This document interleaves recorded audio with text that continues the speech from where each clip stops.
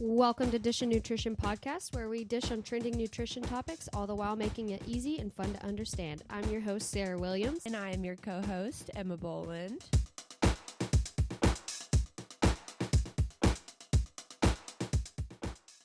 Today, Emma, we're going to talk about something that's hot off the press. Are you so excited about this? What is it? Let's hear it. Hot off the press. Fiber. Ooh, you love fiber.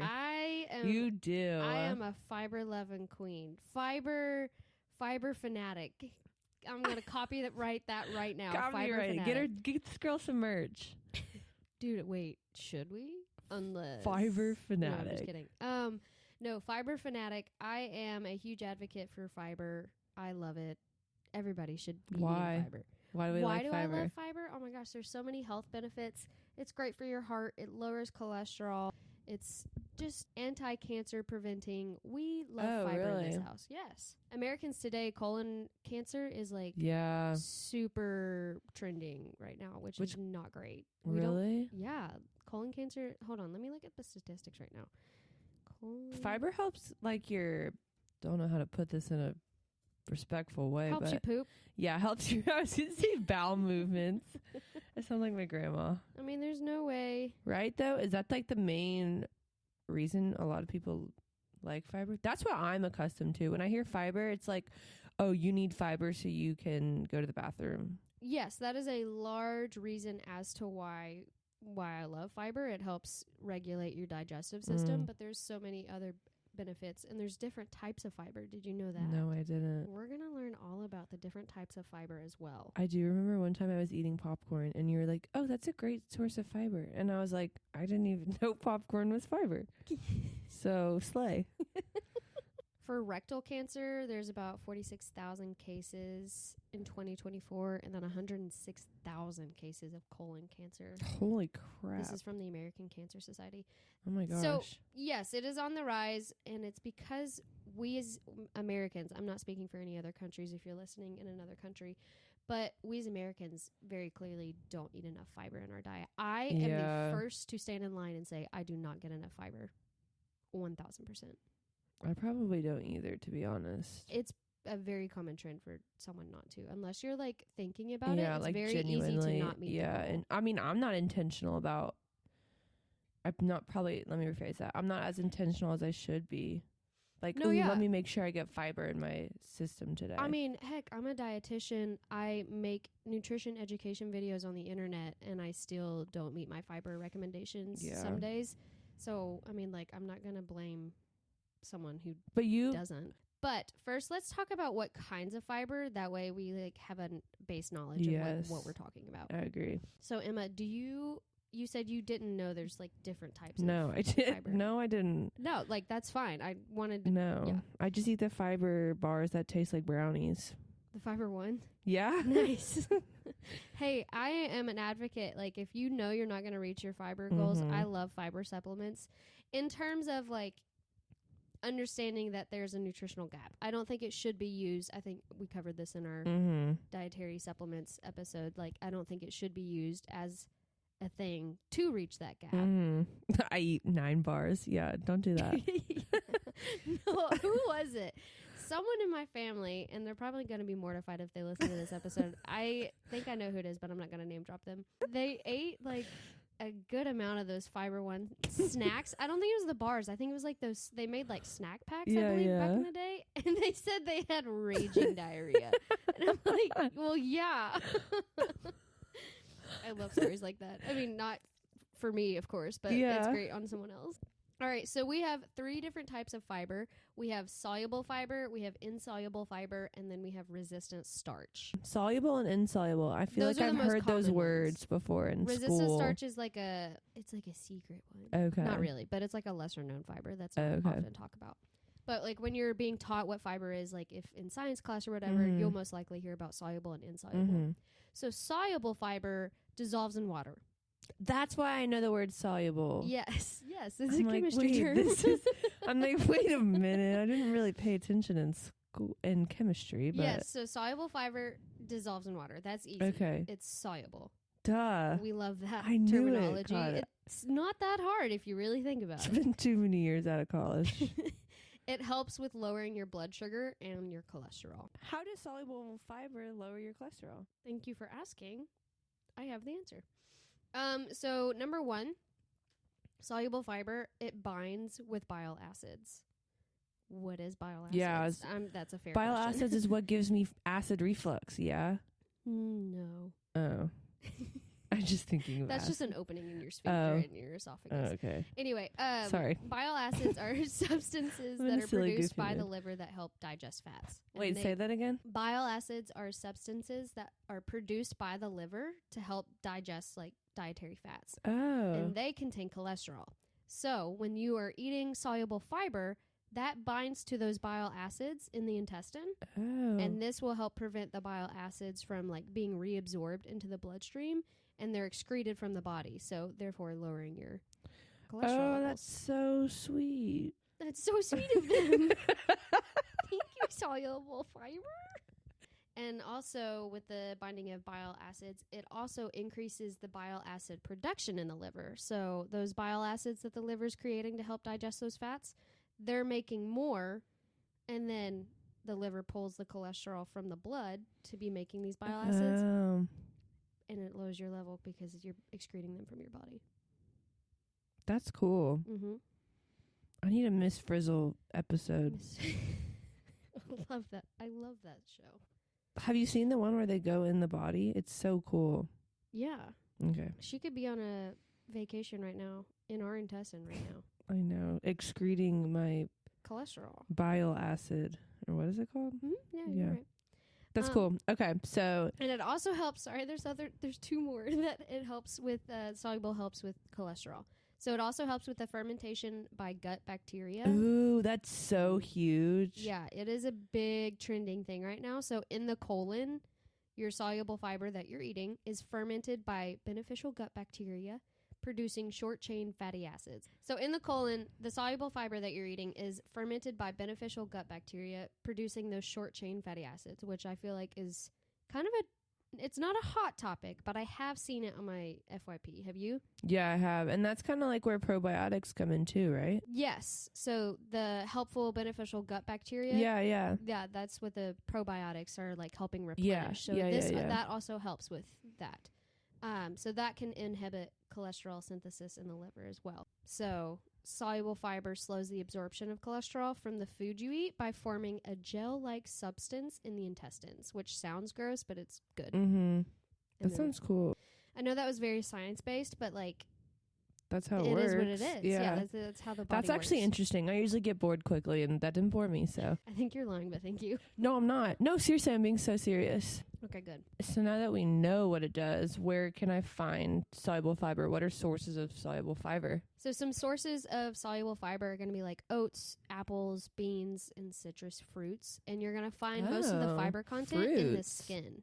Oh. Yeah. I mean, if you don't like the skin of, like, it's not the end of the world. Like, you're not getting rid of all the fiber. If you do, here's a not a trick, but like just a tip. If you do want the fiber content, but you absolutely can't stand like the skin or whatever, smoothies. Mm. And I think That's that so is smart. a really big trend right now. I actually just did a class on smoothie making down in Jamaica. Slay. And we talked about, because there's like this trend going around or myth saying like you lose all fiber in smoothies because it's a smoothie. Really? It doesn't. You still have the fiber in the smoothie. That's it like breaks when they down say the fiber to smaller molecules or particles, but like it's still fiber. Like you're still getting fiber.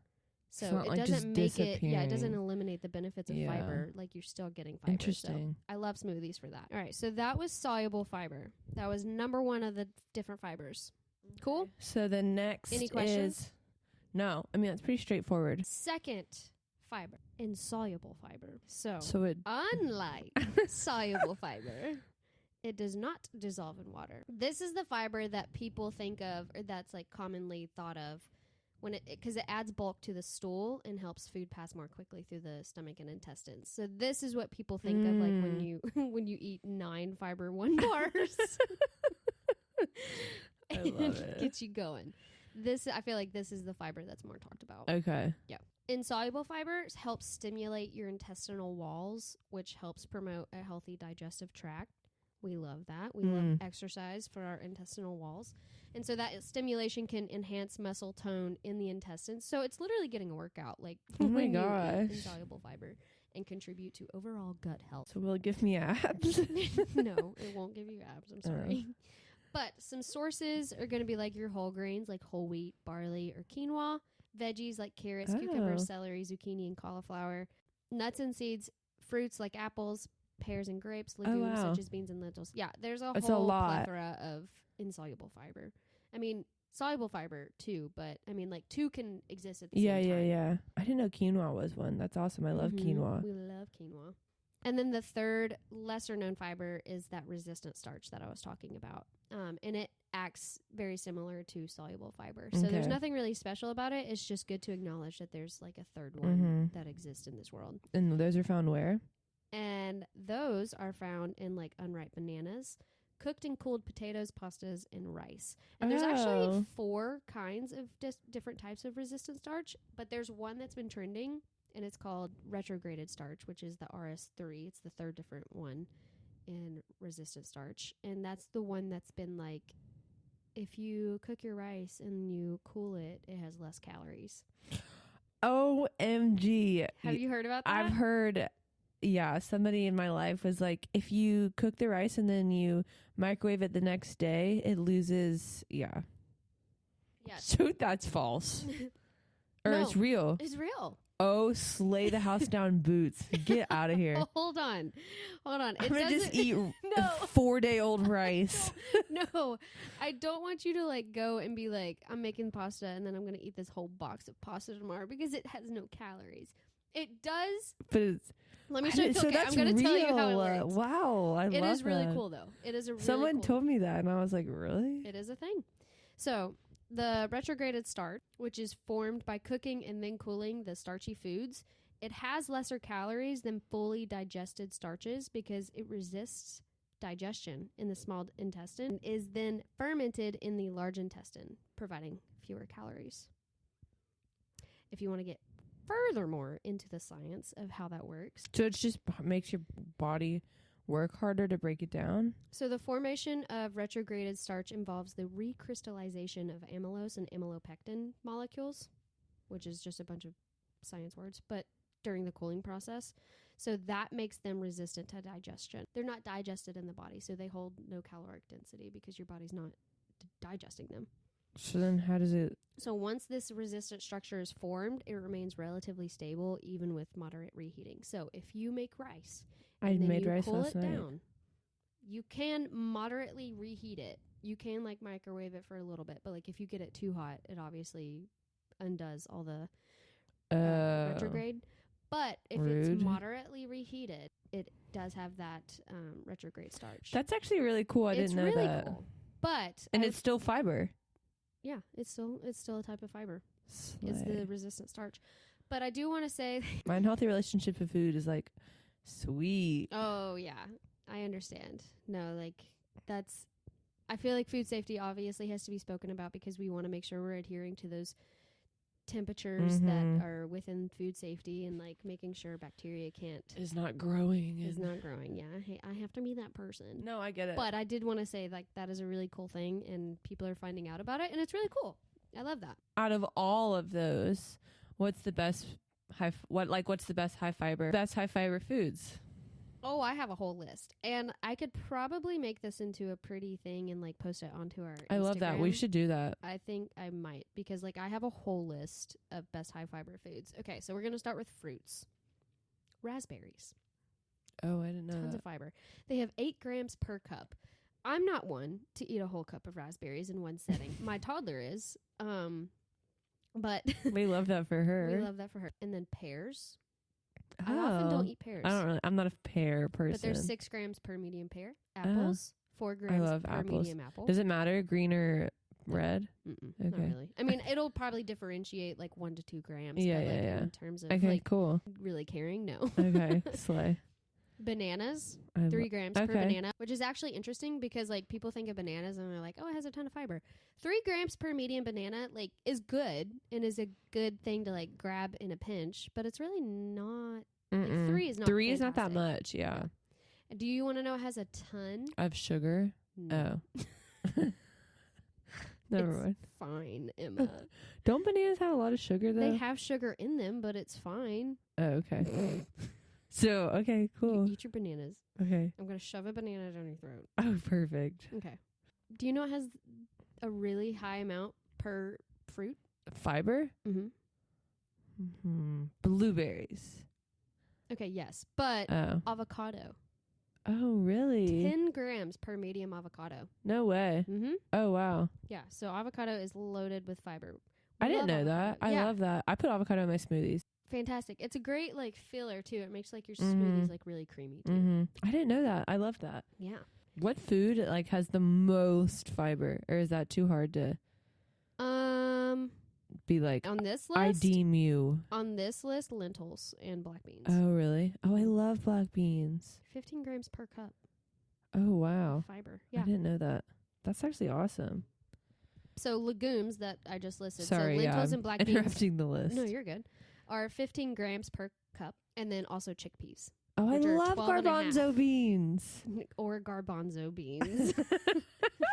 I judge you based on if you say chickpeas or garbanzo. I say garbanzo beans. You look like someone who would say garbanzo Okay, beans. well, says the one who says naked. Naked. How do you say it? Do you say, oh, naked? We're from the South, y'all. Anyway, veggies. Broccoli. We know Ooh, broccoli has yeah. fiber. 5 grams per cup. Carrots, 4 grams per cup. Brussels sprouts, 4 grams. Sweet potatoes, 4 grams. With skin. That's important. And then popcorn, 4 grams per 3 cup serving. Air popped. Not the movie theater butter. It doesn't take away the fiber. Yeah. If you are dousing it with butter, like... Yeah. Maybe not nutritionally. I would, caution heaps and bounds of it. I mean, don't get me wrong. I love me some movie theater popcorn. Theater? What do you say? Movie theater. Theater. She's a thespian. The theater. I love it. Sarah was Annie. She was a star show of Annie. Yeah, so you should trust how I say theater. Wait, does spinach have fiber or no? Like per 1 cup, it's like 0.7. But there's so many other like antioxidants, vitamins, and minerals in spinach. Like, don't negate it just because it doesn't have a lot of fiber, you know? Okay, so whole grains also. Oats are going to have 4 grams per cup. Those are high in beta glucan, which is a type of soluble fiber. And then quinoa, 5 grams per cup, which I love quinoa because especially if you're a vegetarian or vegan, it's a complete protein. And then barley, which is 6 grams per cup, which is also high in beta glucan. I'm not a big barley fan, if we're being completely honest. I don't think I've ever had barley. It's not my favorite. Maybe I just need to cook it right, but it's not my favorite. And then nuts and seeds. Have you ever had chia seeds? I love chia seeds. I put those in my smoothies too. I love chia seeds. They're good? They're fantastic. 10 grams per 2 tablespoons. Oh, wow. I'm just start eating chia seeds. Well, didn't you hear about Didn't you hear about that trend that was going around? It was like an internal shower, and people were just like drinking liters of chia seeds, and they would just like be pooping for hours. I guess it would be an internal shower. I don't obviously advocate for that, but yeah, that was going on because people were like figuring out what fiber was, I guess, and they were like, I'm just going to do this to max capacity because is what the human race does. I have been seeing it's like your morning detox, which we hate the word detox, but it's like chia seeds, chia seeds, lemon juice, and I think cayenne, and you're supposed to drink it. No, I was going to try it until I met you.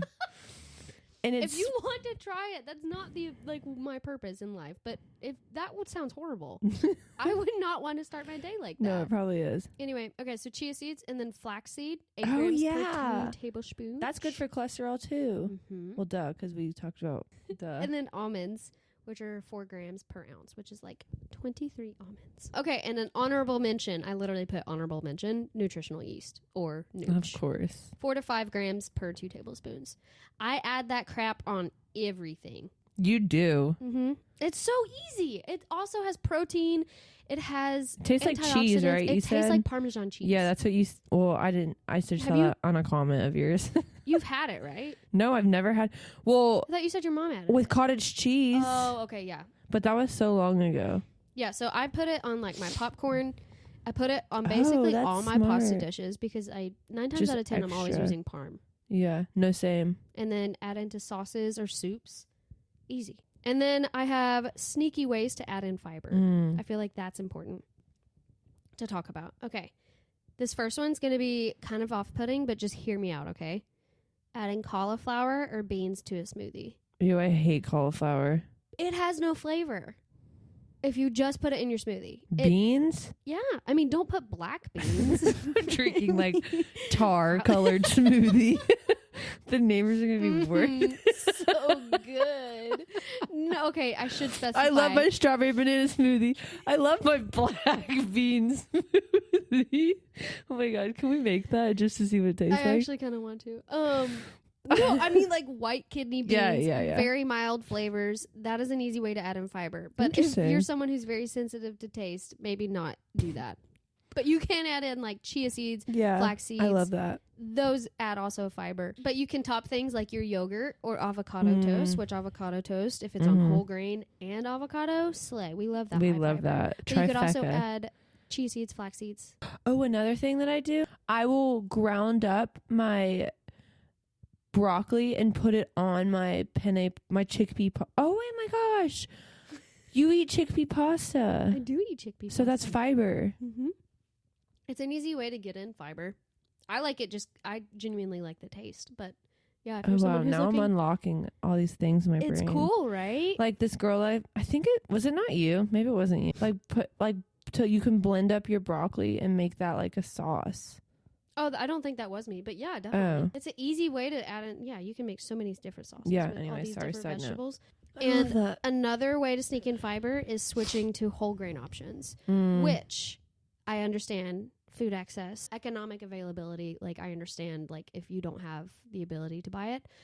However, in a perfect world, switching to whole grain options will also increase your fiber intake. And if you're someone I don't like the taste of just straight up whole grain, if we're being completely like you're talking about wheat bread. I'm talking about like whole grain options, like whole grain pasta or whole grain, breads and things. It's like darker usually, right? It's usually darker. Yeah. Much more seedier. I don't like it whole has grain. More parts of the plant in it.